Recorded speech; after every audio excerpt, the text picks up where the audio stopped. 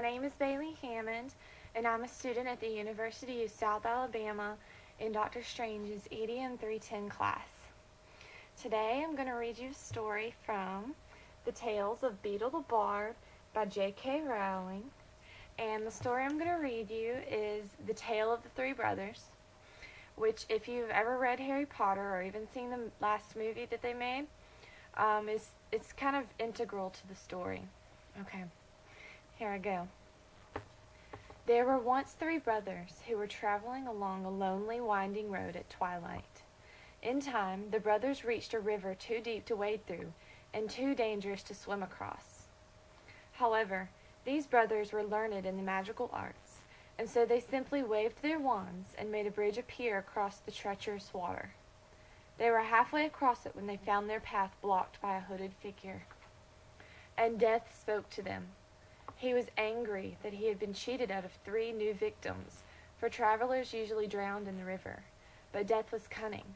He pretended to congratulate the 3 brothers upon their magic, and said that each had earned a prize for having been clever enough to evade him.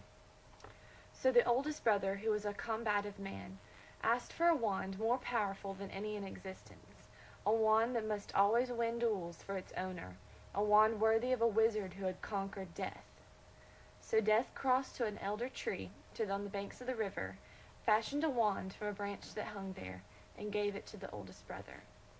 The second brother, who was an arrogant man, decided that he wanted to humiliate Death still further, and asked for the power to recall others from death. So Death picked up a stone from the riverbank and gave it to the second brother, and told him that the stone would have the power to bring back the dead. And then Death asked the third and youngest brother what he would like. The youngest brother was the humblest and also the wisest of the brothers, and he did not trust Death. So he asked for something that would enable him to go forth from that place without being followed by Death.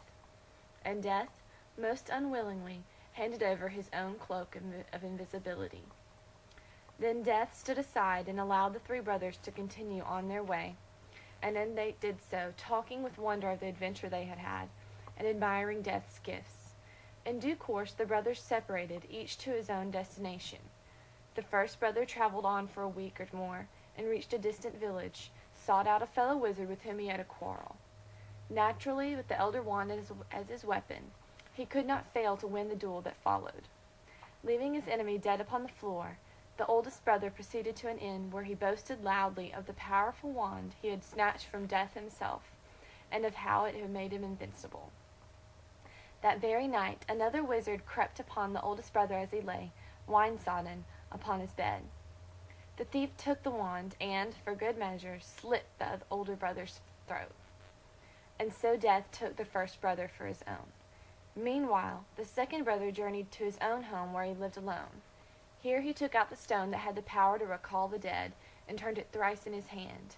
To his amazement and his delight, the figure of the girl he had once hoped to marry before her untimely death appeared at once before him. Yet she was sad and cold, separated from him as by a veil. Though she had returned to the mortal world, she did not truly belong there, and suffered. Finally, the second brother, driven mad with hopeless longing, killed himself, so as truly to join her. And so Death took the second brother for his own. But though Death searched for the third brother for many years, he was never able to find him. It was only when he had attained a great age that the youngest brother finally took off the cloak of invisibility and gave it to his son. And then he greeted Death as an old friend, and went with him gladly, and equals they departed this life. Now, in the Tale of the Beedle the Bard, J.K. Rowling, gives Dumbledore's explanation on, his thoughts on the tale of the 3 brothers, and since I don't really have the time, I wanted to read it, but this video has to be less than 5 minutes, so go buy the book and you can read it yourself. Thanks. I hope y'all enjoyed it. Bye.